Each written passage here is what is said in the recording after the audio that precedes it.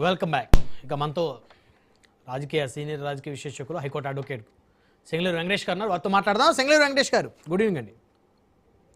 Very good evening Brahmanaidu గారు. So మీరు ఎలా చూస్తారు, ఆంధ్రప్రదేశ్ రాష్ట్రానికి చెందినటువంటి మాజీ కార్పొరేషన్ చైర్మన్, రాజకీయ పార్టీ రాష్ట్ర అధికార ప్రతినిధిని తెలంగాణ పోలీసులు అరెస్ట్ చేసి తీసుకెళ్ళటాన్ని మీరు ఏ విధంగా చూస్తున్నారు? నాకైతే ఇదేదో కొంచెం డైవర్షన్లో భాగంగా అనిపిస్తుంది బ్రహ్మనాయుడు గారు. ఈ రాష్ట్రంలో జరుగుతున్నటువంటి పలు కేసులు, పలు వ్యవహారంలో ఏదో డైవర్షన్ లాగా అనిపిస్తుంది. ఎందుకంటే వ్యాఖ్యలు చేసింది నిన్నో మొన్నో లేకపోతే ఒక నెల రోజుల క్రితమో కాదు. సుమారుగా 2 సంవత్సరాలు పైబడినటువంటి కాలం. అయితే ఇక్కడ ఒకటి మనం గమనించాలి, చట్టపరంగా దీనికి ఇంకా 8 నెలల నుంచి 9 నెలల వరకు అరెస్ట్ చేసేటువంటి లిమిటేషన్ ఉంది. చట్టాన్ని ఎక్కడా కూడా వైలేట్ చేయలేదు. ఎందుకంటే ఉన్నది ఉన్నట్టు చెప్పాలి కాబట్టి ఒక డెరోగేటరీ కామెంట్స్ చేసినప్పుడు ఒక క్రిమినల్ కేసు కట్టడానికి ఈ తరహా కేసుల్లో సుమారుగా 3 సంవత్సరాల వరకు కాల వ్యవధిని ప్రభుత్వం వినియోగించుకోవచ్చు. చాలామంది ప్రతిపక్ష పార్టీ వారు మాట్లాడినట్టుగా 2 సంవత్సరాల తర్వాత ఎందుకు చేశారు, ఎందుకు చేయాల్సి వచ్చింది, ఒకవేళ అరెస్ట్ చేయాలంటే ఖచ్చితంగా అరెస్టు చేసిన వ్యాఖ్యలు చేసిన వెంటనే అరెస్ట్ చేయాలి కదా అని చెప్పేసి ప్రతిపక్షం నుంచి వాయిస్ వస్తుంది. అట్ ద సేమ్ టైం కానీ చట్ట ప్రకారం 3 సంవత్సరాల వరకు సమయాన్ని వినియోగించుకోవచ్చు. కాబట్టి ఇప్పుడు అరెస్టు జరిగింది అని చెప్పేసి మనం చెప్పాలి. అయితే ఈ వ్యాఖ్యల యొక్క తీవ్రత లేకపోతే ఈ వ్యాఖ్యలు చేసినటువంటి విధానం ఏదైతే ఉందో దీని యొక్క పరిభాషను కూడా మనం ఒక్కసారి వెనక్కి తిరిగి ఆలోచించాల్సినటువంటి పరిస్థితి. ఎందుకు చేశాడు? రేవంత్ రెడ్డి గారినే టార్గెట్ చేస్తూ ఈ సదర్ నాగార్జున యాదవ్ గారు మాట్లాడాల్సినటువంటి అవసరం ఏముంది? ఈ రాష్ట్రంలో పొలిటీషియన్స్ లేరా? లేకపోతే ఈ రాష్ట్రంలో ఆయన మాట్లాడాలంటే చంద్రబాబు నాయుడు గారి మీద మాట్లాడారు, పవన్ కళ్యాణ్ గారి మీద మాట్లాడారు, పక్క రాష్ట్రానికి వెళ్ళి ఎందుకు మాట్లాడాల్సి వచ్చింది, లేదా పక్క రాష్ట్ర ముఖ్యమంత్రి మీద ఎందుకు మాట్లాడాల్సి వచ్చింది అని అంటే మాట్లాడటం తప్పంటారా రైట్ అంటారా అది చెప్పి చెప్పండి. మీరు ఖచ్చితంగా తప్పేనండి. తప్పే కదా, ఖండిస్తున్నారా లేదా మీరు ఒక అడ్వకేట్ గా, ఒక అనలిస్ట్ గా? ఎవరు మాట్లాడినా తప్పే, అది ఏ పార్టీ వారు మాట్లాడినా తప్పే. ఒక ముఖ్యమంత్రి స్థాయి వ్యక్తిని సరే అతని యొక్క ఇఫ్స్ అండ్ బట్స్ మనం మాట్లాడాల్సినటువంటి పరిస్థితి కాదు. మనం రెస్పెక్ట్ ఇచ్చేది చైర్కి, రేవంత్ రెడ్డి గారికి కాదు. ముఖ్యమంత్రి స్థానంలో ఎవరు ఉన్నప్పటికీ కూడా we need to appreciate, honour the chief minister.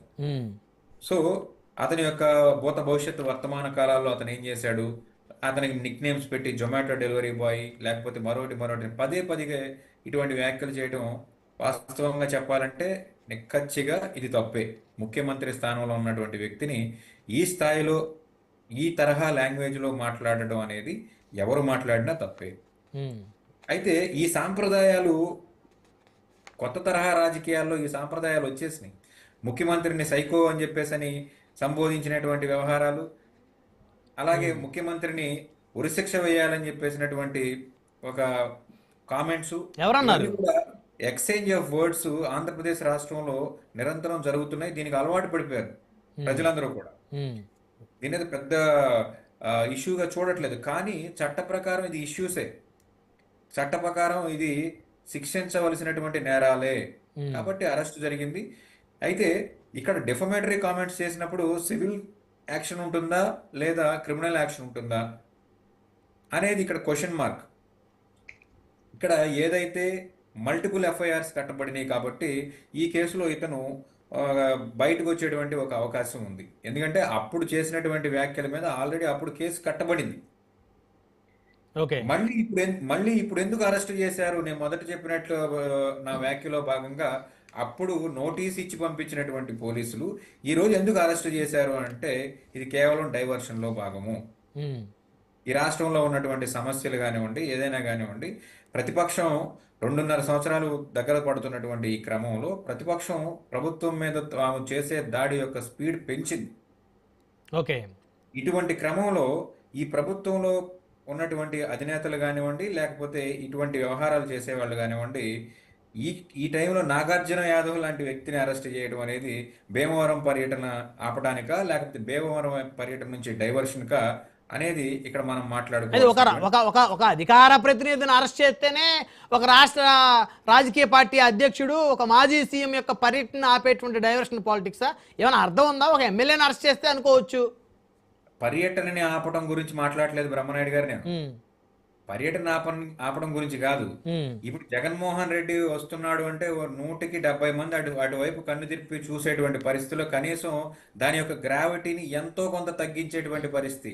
ఉమ్. ప్రతిపక్షంలో ఉన్నటువంటి నేతలు మాట్లాడినటువంటి మాటలు ఏవైతే ఉన్నాయో ప్రీవియస్ గా 2 సంవత్సరాల క్రితమో 3 సంవత్సరాల క్రితమో మాట్లాడినటువంటి మాటల్ని తీసుకొచ్చి ఈ రోజు ప్రొజెక్ట్ చేయాల్సినటువంటి అవసరం ఏముంది? ఉమ్. నిజంగా అది వరస్ట్ అనుకున్నప్పుడు, అలా మాట్లాడడం తప్పు అనుకున్నప్పుడు, అదే తప్పుని పదే పదే ఈ రోజు ప్రొజెక్ట్ చేయడానికి గల కారణం ఏంటని అడుగుతున్నా నేను. ఓకే. నిబంధనల ప్రకారం అటువంటి వీడియోస్ ఏవైతే ఉన్నాయో వీటన్నిటిని కూడా నలిఫై చేయాల్సినటువంటి పరిస్థితి ఉంది కదా. ఆనరబుల్ సీఎం ఆఫ్ తెలంగాణ గురించి నాగార్జున యాదవ్ కాదు, వెంకటేష్ కాదు, ఎవడు మాట్లాడినా అటువంటి వీడియోస్ని మళ్ళీ ప్రొజెక్ట్ చేయకుండా చర్యలు తీసుకోవాల్సినటువంటి బాధ్యత ఓకే. ప్రభుత్వానికి ఉందా లేదా? లేదా అదే వీడియోల్ని పలుమార్లు చూపిస్తూ పలు కేసులు కట్టి పలుమార్లు అరెస్ట్ చేసుకోవాల్సినటువంటి పరిస్థితుల్లో ఉన్నామా? ఇప్పుడు మనం మన టీవీలో బ్లర్ ఎందుకు వేస్తాం, బీప్ ఎందుకు వేస్తాం బ్రహ్మనాయుడు గారు? కొన్ని వ్యాఖ్యల్ని మనం ప్రచారం చేయకూడదు, టెలికాస్ట్ చేయకూడదు అనే ఉద్దేశంతో. మరి ఇప్పుడు చేయాల్సింది కూడా అదే కదా. ఎందుకంటే రేవంత్ రెడ్డి గారు అనే అతను సీఎం ఆఫ్ తెలంగాణ, ఇంకా అంతకు మించి పెద్ద పోస్ట్ ఏముంది? అవును. రాజ్యాంగబద్ధంగా గవర్నర్ గారి తర్వాత సెకండ్ సిటిజన్ ఆఫ్ తెలంగాణ ఆయనే అవుతారు కదా. అవును. అటువంటి వ్యక్తి మీద చేసినటువంటి వ్యాఖ్యలు ఏవైతే ఉన్నాయో ఆ వ్యాఖ్యలు ప్రచారం చేసేటప్పుడు మనం బ్లర్ కానీ లేకపోతే బీప్ సౌండ్ కానీ వేయకుండా ఈరోజు సోషల్ మీడియాలో పదే పదే ప్రచారం చేస్తున్నారు, మెయిన్ స్ట్రీమ్ మీడియాలో ప్రచారం చేస్తున్నారు. తదనుగుణంగా ఈరోజు కేసులు కడుతున్నారు. ఆ రోజు వ్యాఖ్యలు చేసిన రోజున రేవంత్ రెడ్డి గారు ఇంత బలంగా లేడు కాంగ్రెస్ పార్టీలో. అవును. ఈఎంఐఆర్ కానీ అనేక లుకలుకులు ఆ పార్టీలో అనేక మంది వ్యవహారాలు, బట్టి విక్రమార్కతో కానివ్వండి, మిగతా మంత్రులతో కానివ్వండి, ప్రతినిత్యం పోరాటాలు. ఈ రోజు కుదురుకున్నాడు రేవంత్ రెడ్డి. అల్లు అర్జున్ లాంటి వ్యక్తిని అరెస్ట్ చేసి లోపలేసినటువంటి రేవంత్ రెడ్డి గారి ప్రభుత్వం ఆఫ్టర్ ఆల్ నాగార్జున యాదవ్ గారిని వదులుతుందని మీరు అనుకుంటున్నారా? ఆ రోజు ఉన్నటువంటి పరిస్థితులకి, ఆ రోజులో ఉన్నటువంటి వ్యవహారాలకి ఆ రోజు అరెస్ట్ చేయడం అనేది కరెక్ట్ కాదు. అవును. బట్ ఈ రోజు డైవర్షన్ అవసరం. అవును. కాబట్టి మాట్లాడదాం. ఎవరో తీసుకొచ్చారు, దాన్ని ప్రొజెక్ట్ చేశారు, బ్లీపు బ్లర్ అనేది లేకుండా ముఖ్యమంత్రిని పట్టుకుని ఇలాంటి డెరాగేటరీ కామెంట్స్ చేస్తున్నప్పుడు ఖచ్చితంగా ఈ ప్రచారం చేసిన వాళ్ళందరి మీద కూడా కేసు పెట్టాల్సిందే కదా. ఓకే. ఓకే. 1 by 1 మాట్లాడదాం వెంకటేష్ గారు. సో మరొక అంశం కూడా ఉంది. మనం